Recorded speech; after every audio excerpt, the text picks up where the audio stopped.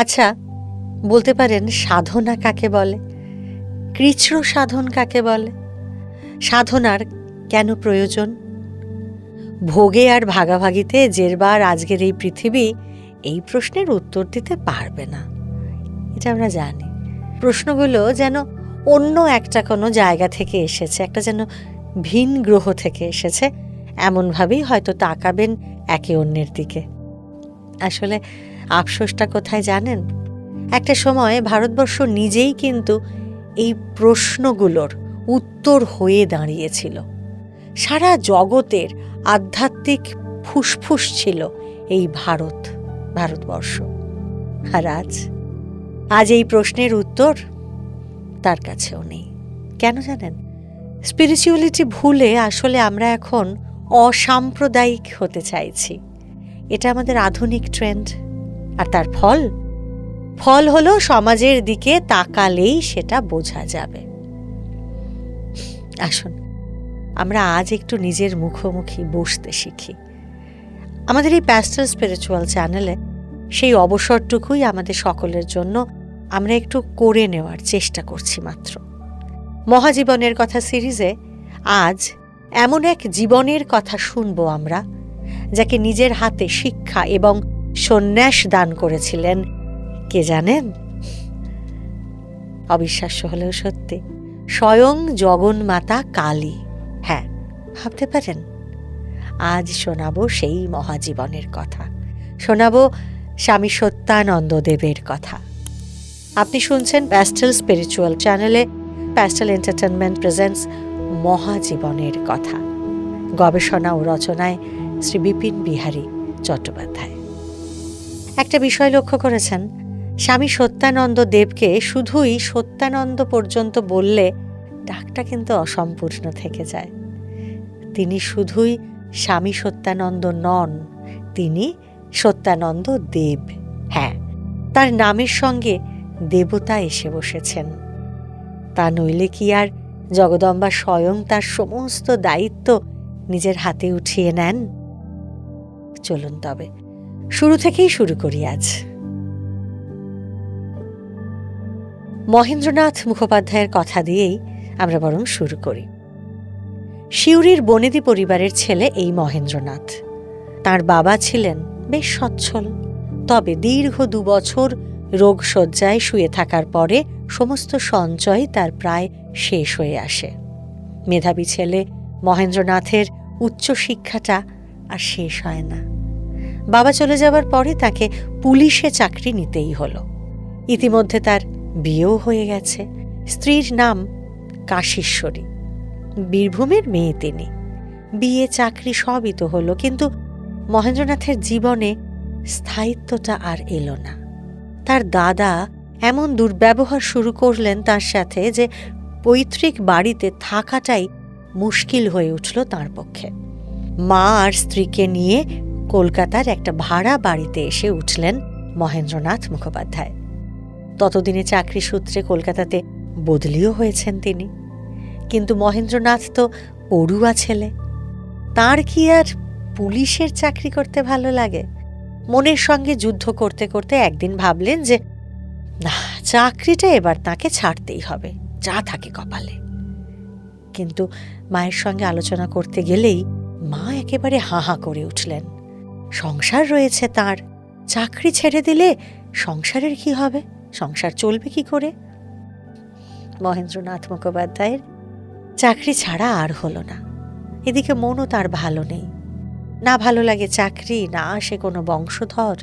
এদিকে বংশধরের মুখ দেখার জন্য তার মা যে একেবারে ব্যাকুল হয়ে উঠেছেন সে কথা বোঝেন মহেন্দ্র। বিয়ের পরে মহেন্দ্রর কত কাল কেটে গেছে, কিন্তু সন্তান আসেনি তাদের সংসারে। কাশীশ্বরীর কোল এখনো খালি। কুমুদ কামিনী মানে মহেন্দ্রনাথ মুখোপাধ্যায়ের মা এবার খুব দুশ্চিন্তায় পড়ে গেলেন। তাহলে কি ছেলের আবার একটা বিয়ে দিতে হবে তাকে? আর দুশ্চিন্তা থেকেই বোধহয় এই কথাটা কাউকে তিনি বলেও ফেলেছিলেন। আর শাশুড়ি মায়ের এই কথাটা শুনে ফেলেছিলেন কাশীশ্বরী। ভয়ে তিনি আর চুপ করে বসে থাকতে পারলেন না। বীরভূমে তার বাপের বাড়ি, সেই অঞ্চলে সাধু ফকিরের আনাগোনা অনেক বেশি। তাদের কারো করুণা হলে কি আর কাশীশ্বরীর সন্তান না হয়ে পারে? এমনটাই ভেবে ব্যাকুল কাশীশ্বরী একদিন সন্তানের জন্য প্রাণপণে জগন্মাতার কাছে প্রার্থনা শুরু করলেন। প্রার্থনায় ফল ফলল। বীরভূমের সংগ্রামপুর অঞ্চলে বিলায়েত আলী নামে এক সিদ্ধ ফকিরের কথা কানে এলো তাঁদের। এলাকায় তিনি গোসাই নামে পরিচিত। ছেলে আর ছেলের বউকে নিয়ে কুমুদ কামিনী দেবী এবার সেখানেই গিয়ে উঠলেন। বীরভূমে তার বোনের বাড়িও রয়েছে, আর তাই এই ফকির সাহেবকে খুঁজে পেতেও খুব একটা দেরি হল না। কাশীশ্বরীকে একটি কবচ দিলেন সেই ফকির, বললেন সন্তান হলে কবচটি তার গলায় বেঁধে দিতে। কিন্তু আসল ক্রিয়া এটা ছিল না। যে ক্রিয়ার কথা বললেন ফকির সাহেব, সেটা করতে গেলে বেজায় সাহস দরকার। ঘরের বউয়ের অত সাহস কি আছে? কিন্তু কাশীশ্বরী মরিয়া ফকির সাহেবের কাছ থেকে সাধন কৌশল শিখে নিয়ে এক অমাবস্যার গভীর রাতে মহাশ্মশানে শ্মশানকালীর সামনে এসে বসলেন কাশীশ্বরী। কেউ কোথাও নেই, শ্মশান ভূমি তো, ধুধু করছে চারিদিক। মন্ত্রপুত জল মাথায় দিয়ে কাঁচা কাপড় পরে একলা কাশীশ্বরী সেই শ্মশান ভূমিতে বসে আছেন। দূরে দাঁড়িয়ে আছেন তার শাশুড়ি মা। বংশের উত্তরাধিকারীর জন্য শ্মশান ভূমিতে সাধনা করতে বসা বৌমাকে রক্ষা করতে এসেছেন তিনি। আশ্চর্য কাণ্ড একটা ঘটল এরপর, জানেন। শ্মশানকালীর সামনে বসে একেবারে স্থির হয়ে গভীর ধ্যানে ডুবে আছেন কাশীশ্বরী। বেশ অনেকক্ষণ এইভাবে কেটে গেল। তারপর হঠাৎ চারিদিক আলোয় আলোকময় করে কাশীশ্বরীর সামনে এসে দাঁড়ালেন জগদম্বা স্বয়ং। সেই একাকিনী গৃহবধূ এবার ভক্তিতে, বিস্ময়ে, কান্নায় আকুল হয়ে উঠলেন। তার ব্যাকুলতায় সন্তুষ্ট হয়ে কাশীশ্বরীকে আশীর্বাদ করলেন জগন্মাতা। আর এই ঘটনার বেশ কয়েকটা দিন পরেই তাদের কলকাতার ভাড়া বাড়িতে অতিথি হয়ে এলেন এক সন্ন্যাসী। তিনিও এসে কাশীশ্বরী আর মহেন্দ্রনাথকে বলে যান যে তাদের ঘরে মহাপুরুষ আসবেন, তবে তাঁর হাতে 5টি নয় 6টি আঙুল থাকবে। কাশীশ্বরীর গর্ভে সন্তান এলো, কিন্তু সেই সিদ্ধ ফকির তাকে অলক্ষ্যে জানিয়ে গেলেন যে যাকে তুমি চেয়েছিলে এসে নয় মা, সে হবে তোমার দ্বিতীয় সন্তান। দ্বিতীয় কিন্তু অদ্বিতীয়, সে আসছে। কাশীশ্বরীর প্রথম সন্তান হলে সত্যবাদী মহেন্দ্রনাথ। এই ছেলের নাম রাখলেন সত্য সাধন। এরপরে আরও 6টা বছর কেটে গেল। যত দিন যায় তত আকুল হয়ে ওঠেন কাশীশ্বরী। ফকির বাবার কথা তো মিথ্যে হবার নয়, তাহলে এবার কে আসছে? আবারও মা হতে চললেন কাশীশ্বরী। মহেন্দ্রনাথের তো পরিবারে আনন্দ আর তখন ধরে না। যত দিন যেতে লাগলো একের পর এক অলৌকিক দর্শন শুরু হলো কাশীশ্বরীর। যেদিন তার গায়ে সেই তীব্র জ্যোতি এসে পড়ল, সেদিন তো রীতিমতো ভয় পেয়ে গেলেন কাশীশ্বরী। বাড়িতে তখন কেউ ছিল না। স্বামী বেরিয়েছিলেন পুলিশি রাউন্ডে, আর শাশুড়ি মা গিয়েছিলেন সিউড়িতে। ঘরে কাশীশ্বরীর সঙ্গে একজন শুধু দাসী ছিল। ঘরে তখন শুয়েই ছিলেন কাশীশ্বরী। আচমকা চোখ খুলে দেখলেন যে একটা তীব্র আলো তার গায়ে এসে পড়ছে। এমন উজ্জ্বল আলো কোথা থেকে আসবে? ভয় পেয়ে গেলেন। উঠে বসলেন কাশীশ্বরী। তারপর আকুল চোখে চারিদিকে খুঁজতে খুঁজতে দেখতে পেলেন যে গৃহদেবতা দধিবামন শিলার শরীর থেকে ওই আলো বেরিয়ে এসে তাঁর গায়ে পড়ছে। আর এই দর্শনের কয়েকদিন পরেই তাদের দ্বিতীয় সন্তানের জন্ম হল। সেদিন 1902 সালের 24শে ফেব্রুয়ারি। রাত তখন 1:30। আঁতুড়ঘর থেকে দাসী বেরিয়ে এসে খবর দিল, ছেলের রূপের শেষ নেই, কিন্তু হাতে যে 6টা আঙুল গো। সেই সন্ন্যাসীর কথা তাহলে মিলে গেল। আর শিশুর জন্মের পরেই একটা পদ্মগন্ধে ভরে উঠল ঘর। অদৃশ্য থেকে শোনা যেতে লাগলো নূপুরের শব্দ, কিন্তু শিশু যে চোখ মেলে তাকায় না, কাঁদেও না। সকলে খুব চিন্তিত হয়ে উঠলেন। বাড়ির সকলে আকুল হয়ে উঠলেন দুশ্চিন্তায়। ধাত্রীর প্রাণান্তকর চেষ্টায় অবশেষে সেই শিশু চোখ মেলে তাকিয়ে নিঃশ্বাস নিল। মহেন্দ্রনাথ মুখোপাধ্যায় তার এই ছেলের নাম রাখলেন সত্যব্রত। চেনা অচেনা সমস্ত মানুষই এই ছেলেকে উজাড় করে ভালোবাসতে লাগলেন। কিন্তু ভালোবাসলে কি হবে? জন্ম থেকেই এ ছেলে যে যোগী। না, দুষ্টুমি সে কিছু কম করে না ঠিকই, কিন্তু কোনো কিছুতেই তার আঁট নেই। স্কুলে পড়ার সময় বাড়ির লোকজনের সঙ্গে শঙ্করাচার্য নাটক দেখতে গেলেন একদিন সত্যব্রত। ফিরে এলেন এক অদ্ভুত ভাব নিয়ে। লেখাপড়ার ফাঁকে ফাঁকে বালক শঙ্করের গৃহত্যাগের দৃশ্যটি কেবল তার মনে উঁকি দিয়ে যেতে লাগল। তখন কত আর বয়স, তাঁরই মতো হবেন শঙ্করাচার্য তখন। মুণ্ডিত মস্তক, গায়ে গৈরিক, খালি পা, সমস্ত মায়া ফেলে ধীরে ধীরে চলে যাচ্ছে সেই বালক। সন্ন্যাসী শঙ্করের সেই ছবিটাই গেঁথে রইল সত্যব্রতর মনে। দেখতে দেখতে আরো কিছুদিন কেটে গেল। মেধাবী সত্যব্রত ম্যাট্রিক পরীক্ষায় পাশ করলেন।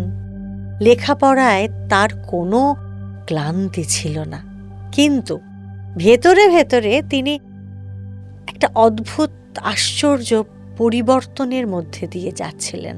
আর সেই পরিবর্তন একটু একটু করে দেখা দিচ্ছিল তার অভ্যন্তরে, তার মনের ভেতরে। যে ছেলে রাত দিন হৈ হৈ করে বেড়ান, সেই ছেলে হলেন অন্তর্মুখী। হ্যাঁ, সে আভ্যন্তরিক পরিবর্তন এবার বাইরেও তার প্রকাশ ঘটল। পছন্দের খাবারগুলো একে একে ছেড়ে দিলেন তিনি। কলেজের পড়াশোনা বাদ দিয়ে ধর্মগ্রন্থ পাঠ আর ধ্যানের মধ্যে দিয়ে কেটে যেতে লাগলো তার অনেকটা সময়। অন্তর্মুখী সত্যব্রত পড়াশোনার সঙ্গে সঙ্গে এবার সাধনা শুরু করলেন। কিন্তু গুরু ছাড়া তো সাধনা হয় না। দীক্ষা নেওয়ার বাসনায় ভোলানন্দ গিরি মহারাজের কাছে গেলেন তিনি। সে আশা কিন্তু তবে তার পূর্ণ হল না। তবে ভগবান নিশ্চয়ই অন্য কিছু লিখে রেখেছেন তার জন্য। সত্যব্রত নিজে অদ্বৈতবাদী বৈদান্তিক, আর শ্রীরামকৃষ্ণের সাক্ষাৎ পার্ষদ বেদান্ত কেশরী স্বামী অভেদানন্দ তখন পাশ্চাত্য থেকে কলকাতায় ফিরেছেন। তার কাছেই মন, মাথা, হৃদয় একেবারে সঁপে দিলেন সত্যব্রত। অভেদানন্দজির কাছে দীক্ষা লাভ করার পর থেকে নিরন্তর শুধু জপ জপ আর জপ।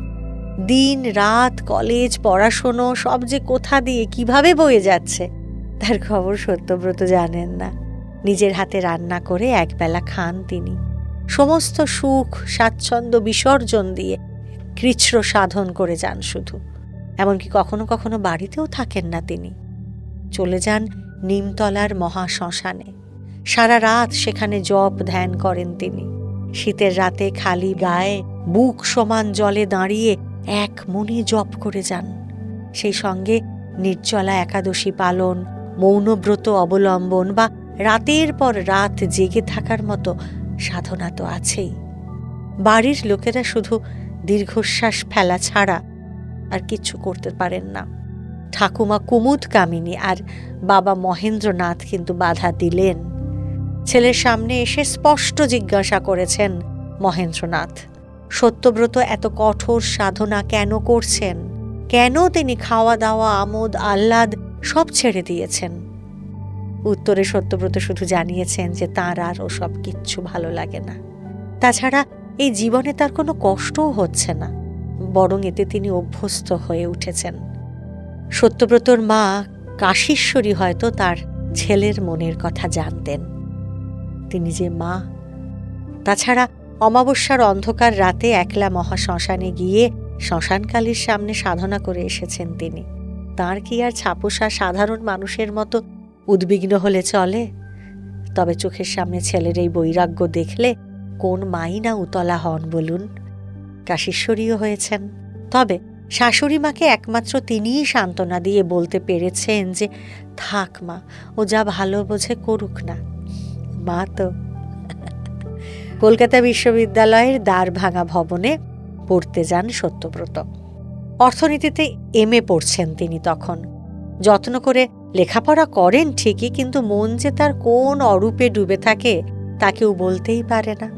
অনেক সময় জানেন এমনও হতো যে ক্লাস শেষ হয়ে যাওয়ার পরেও বেঞ্চে বসে থাকতেন সত্যব্রত। তার কোনো হুঁশই থাকতো না যে ক্লাস শেষ হয়ে গেছে, তাকে সেই ক্লাস থেকে বেরোতে হবে। হয়তো গোটা ক্লাস ঘর তখন খালি হয়ে গেছে, তারপরে তার হয়তো হুঁশ ফিরল। তখন উঠে বাড়ি ফেরেন সত্যব্রত। এমন ঘটনা প্রায়ই ঘটতে লাগলো। তবে এরই মধ্যে একদিন যা ঘটল তাকে ঠিকভাবে ভাষায় প্রকাশ করা যায় না, তাকে হয়তো শুধু অনুভবেই ধরা যায়।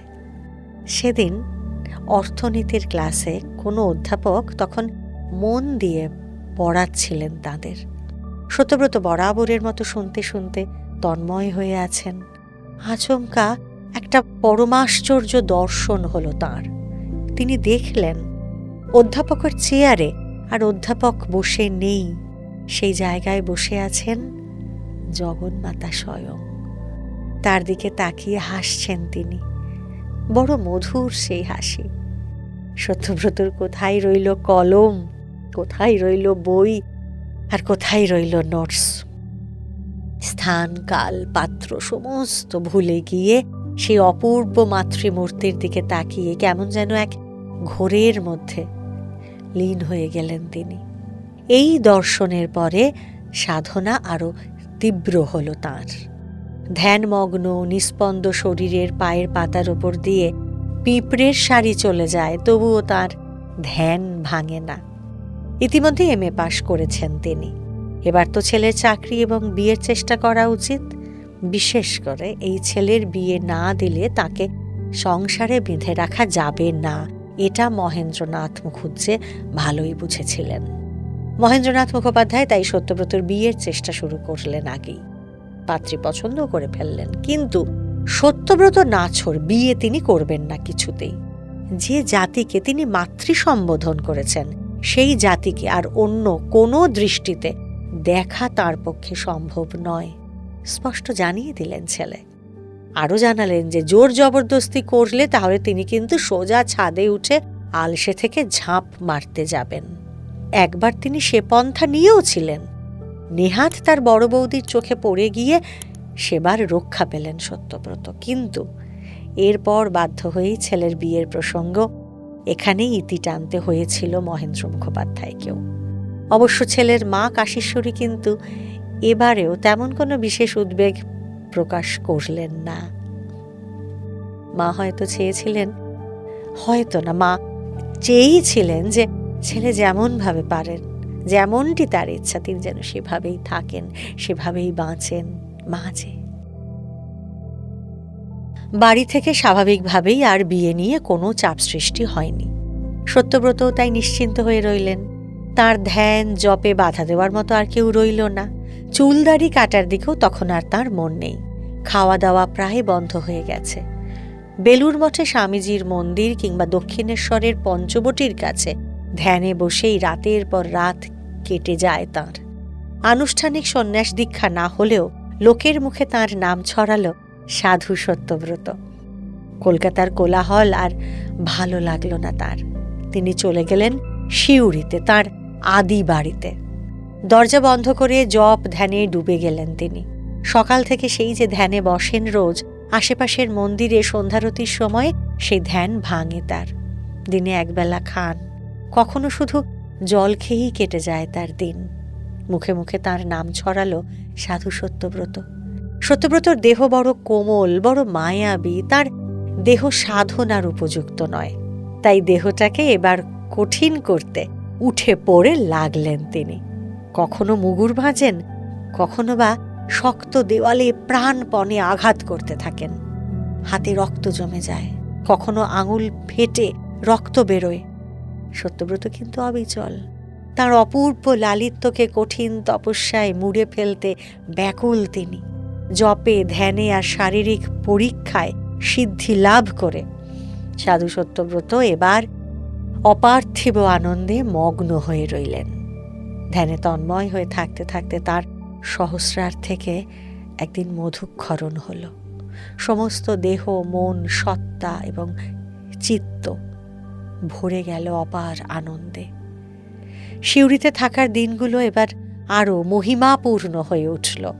অদ্বৈত সাধনার একনিষ্ঠ সাধক সত্যব্রতর জীবনে এক আশ্চর্য পরিবর্তন দেখা দিল এবার। সেদিনও তিনি রোজকার মতোই ধ্যানে বসে আছেন। ঘরের দরজাটা ভেজানো, কিন্তু জানলাটা খোলা ছিল।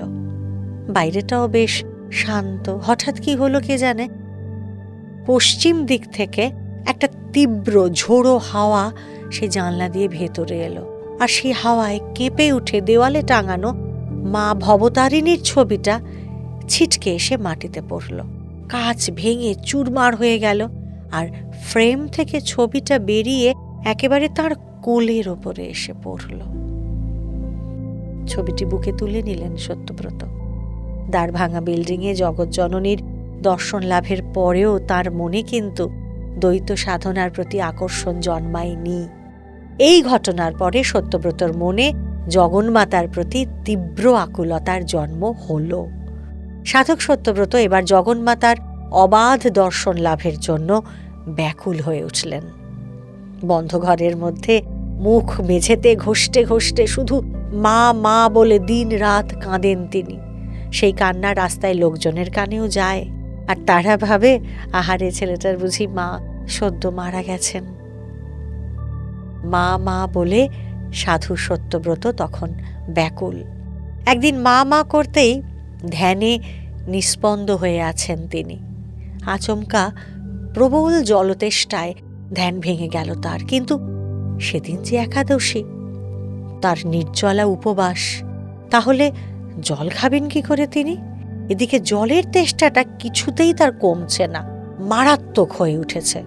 খুব স্বাভাবিক, ভাবুন, জল তেষ্টা পেলে কি সেটা দমিয়ে রাখা যায়? অথচ তার তো এমনটা কখনো হয় না। কিছুতেই আর ধ্যান করতে পারলেন না সত্যব্রত। ক্রমাগত ছটফট করতে লাগলেন তিনি। আর ঠিক সেই সময়ে তার সেই সাধন কুটির আলো করে এসে দাঁড়ালেন জগন্মাতা স্বয়ং। হাতে তার ঠান্ডা জলের পাত্র, অমৃতের মতো তার স্বাদ।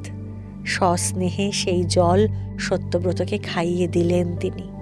ঠান্ডা হয়ে আবার ধ্যানে বসলেন সত্যব্রত। তবে তার ভেতরে সংশয় কিন্তু কাটল না।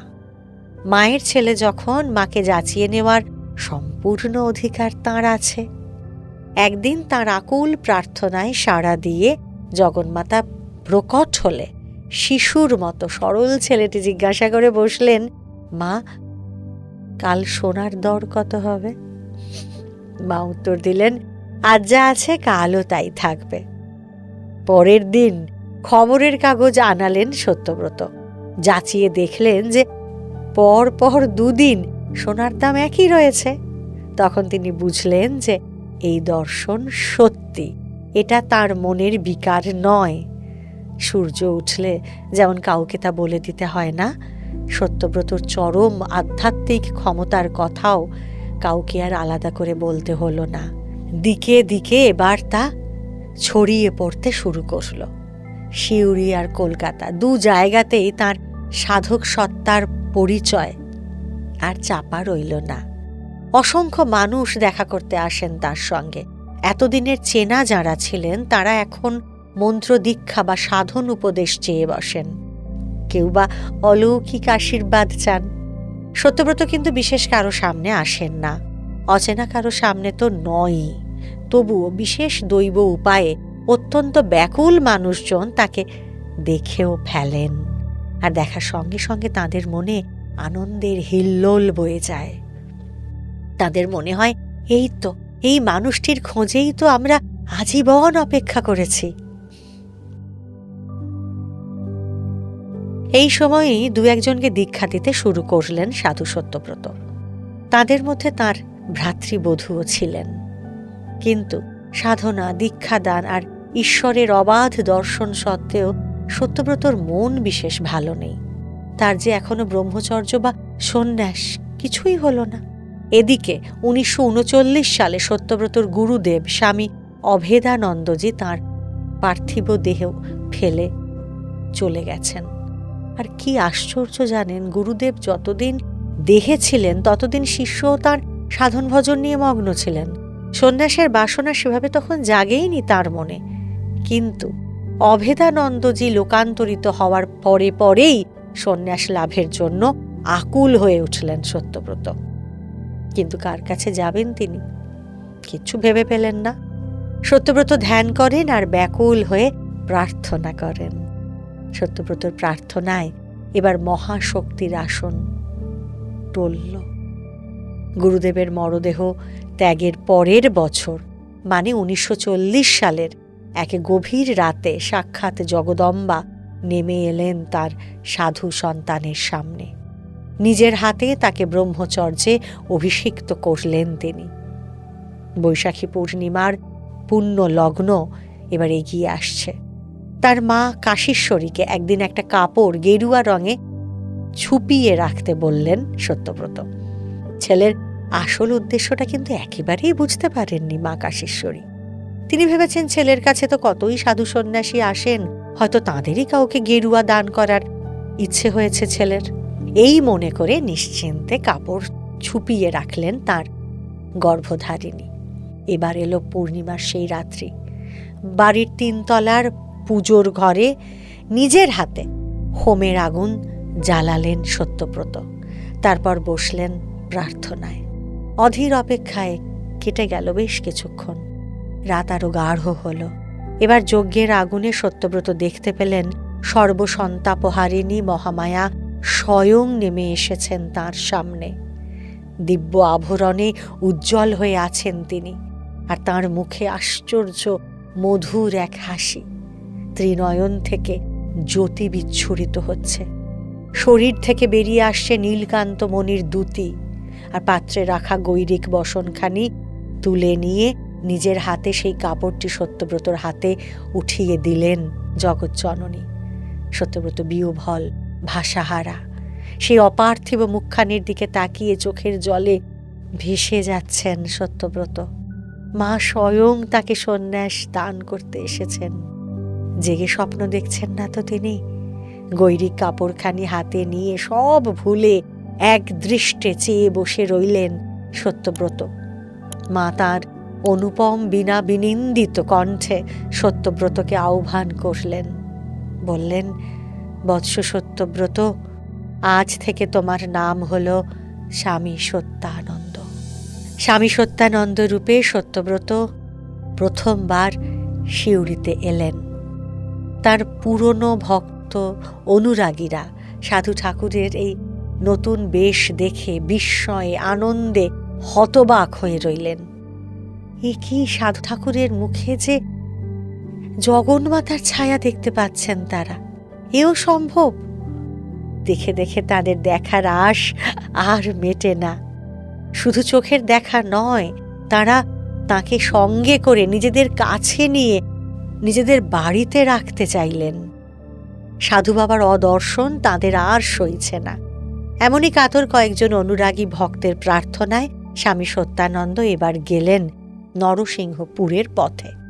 সে জায়গাটা একেবারে নির্জন, ঠিক যেমন জায়গা তিনি পছন্দ করেন। এই জায়গাটা একেবারে তার মনের মতো। এই নরসিংহপুরে বসে তার অন্তর্মুখী মন ধ্যানে লীন হয়ে গেল। সেই জায়গায় নদীর ধারে একটি চড়া তৈরি হয়েছিল। সত্যানন্দদেব তার নাম দিলেন বিশ্বরণের চর। একে তিনি সাধক মানুষ, তাই কবি। মুখে মুখে গান রচনা শুরু করলেন তিনি।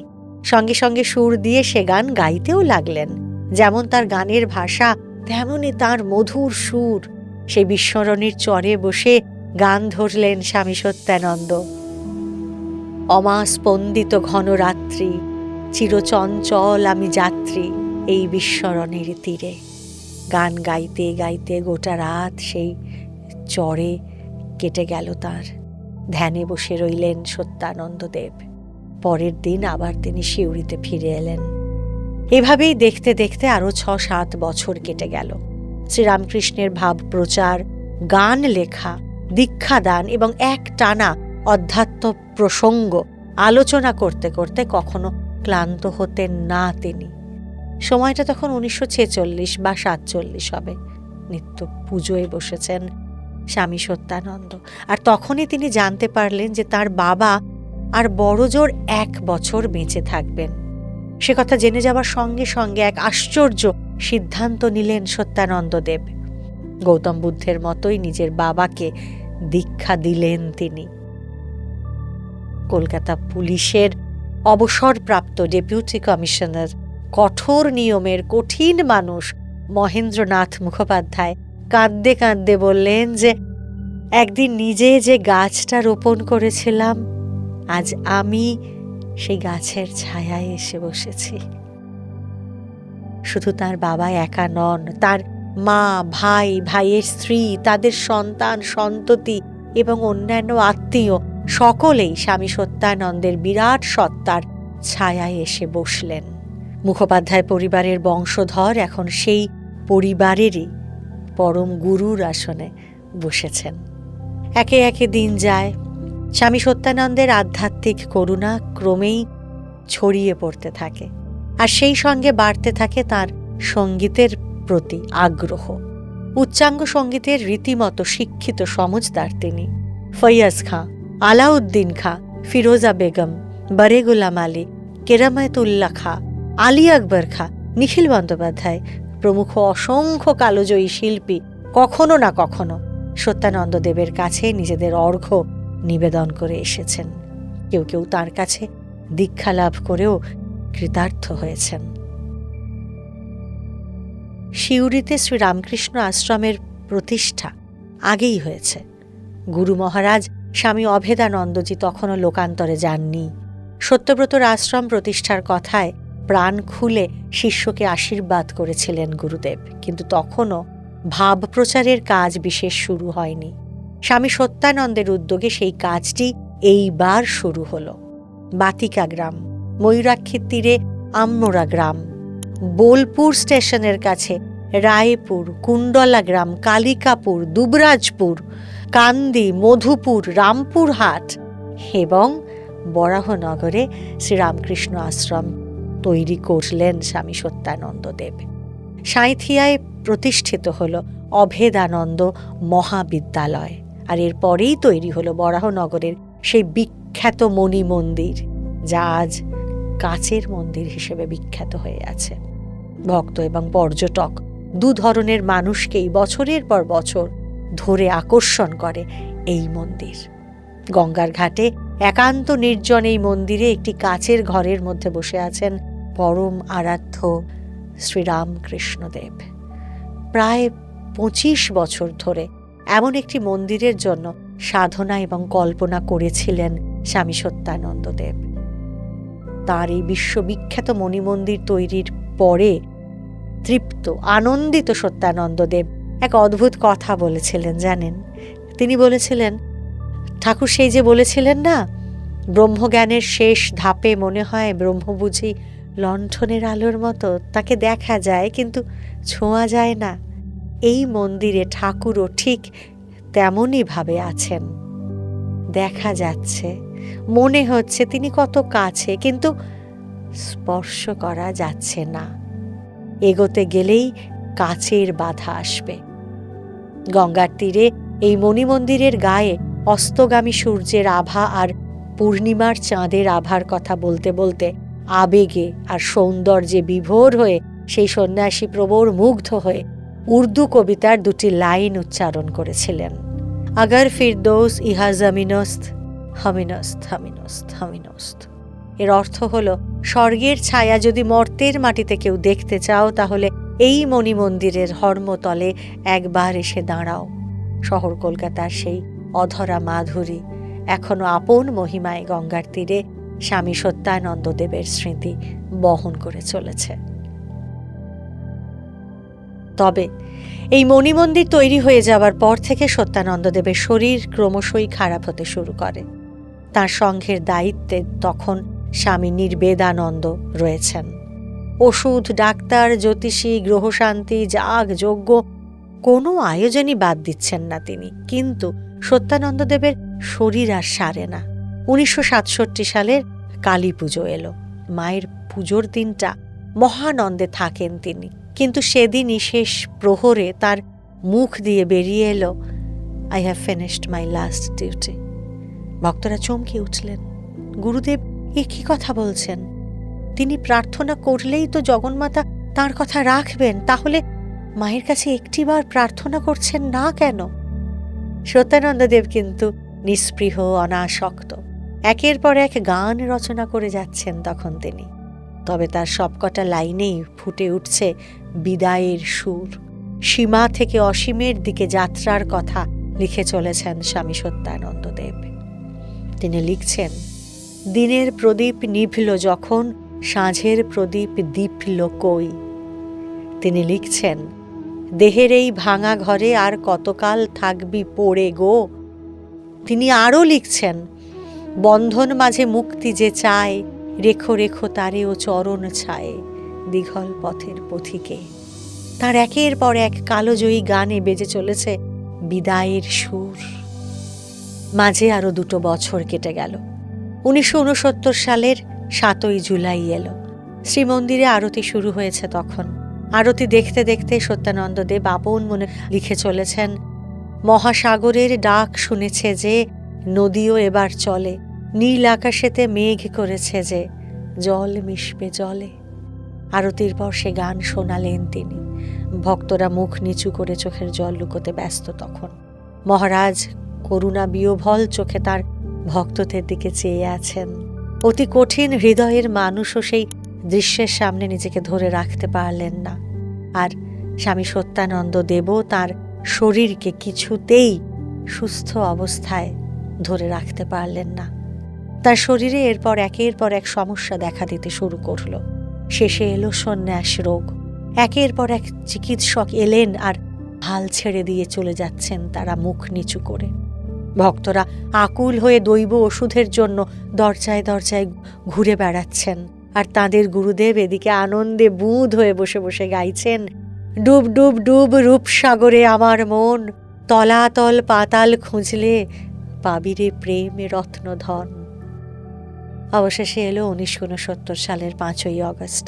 সত্যানন্দদেবের প্রিয় শিষ্য গৌরীশঙ্কর এসে দাঁড়ালেন এক মুসলমান ফকিরের ঘরে।